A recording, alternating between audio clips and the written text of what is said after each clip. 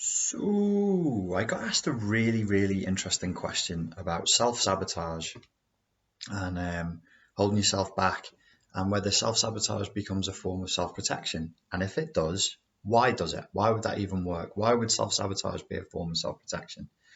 Sounds so counterintuitive, but you can feel that way when you're experiencing a very intense CPTSR response, and you're receiving a lot of superego attacks, superego injunctions, saying you're not good enough, shut up, get back in your box, that kind of thing. Especially when you're healing, especially when you're making progress. That's a bitch, because then progress itself becomes a trigger. Healing itself becomes a trigger. That's not fun. And then you're going to sort of be trained out of wanting to progress, trained out of wanting to heal yourself, because every time you do, you are punished. So you start to associate pain to recovery and pain to healing. And that's basically, you're not going to do something that you find painful. You're only going to do the things that you associate more pleasure than pain to over time. That's just how the brain and the unconscious works. Why would somebody be trained to sabotage themselves as a form of self-protection? If you were raised in an environment with highly narcissistic, highly tyrannical, very demanding, very volatile, very emotionally labile parents, or a parent or primary caregiver, one of the things that can happen is that you can intuitively learn as a child that if you rise too high, if you shine too bright, you're punished for it. Well, how would that work? Well, if you're too good at something, then you can actually induce a narcissistic injury for being good at that thing. That narcissistic injury will lead to some act of vengeance, some form of retribution. The narcissistic parent will absolutely punish you for making them feel less than and for putting a little dent in their precious narcissistic self-image.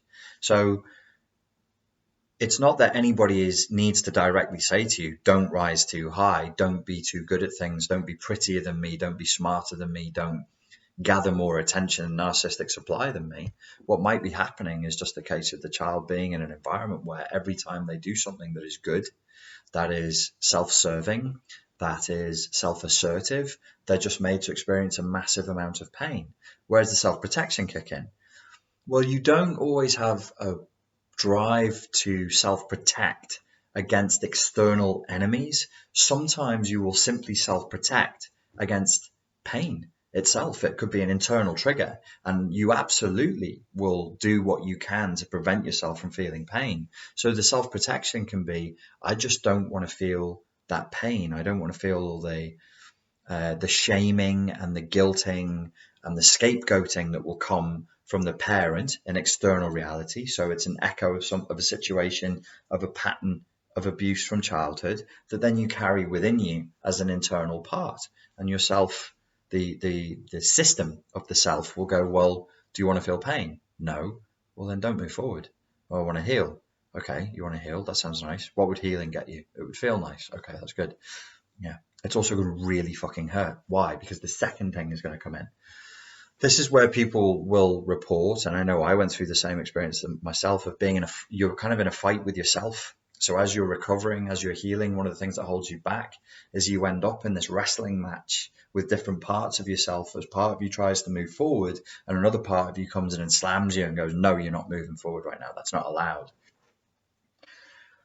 Be aware that there are things within the self. There are places you can go to emotionally or in terms of your healing or your self-assertiveness that are simply haram. They're simply verboten.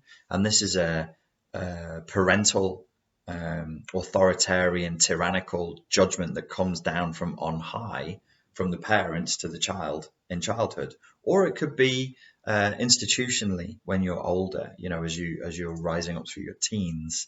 If you're trapped inside of a narcissistically abusive religion, cult, school, work environment, it would have similar effects. They won't be quite as penetrative and boundary breaking as they would be in childhood, but they can certainly be very, very damaging as well. So you end up in a state where you're trying to move forward, but there are parts of you that are in the unconscious that you're not consciously aware of and you didn't choose to hold, that are saying, no, don't rise too high. It's not safe. Stop here. I managed to explain that inside of 5 minutes. I would like a little a cyber pat on the head. Pat, pat. It just says, Richie, pat, pat, for doing this inside of 5 minutes. Thank you very much. #impulse control.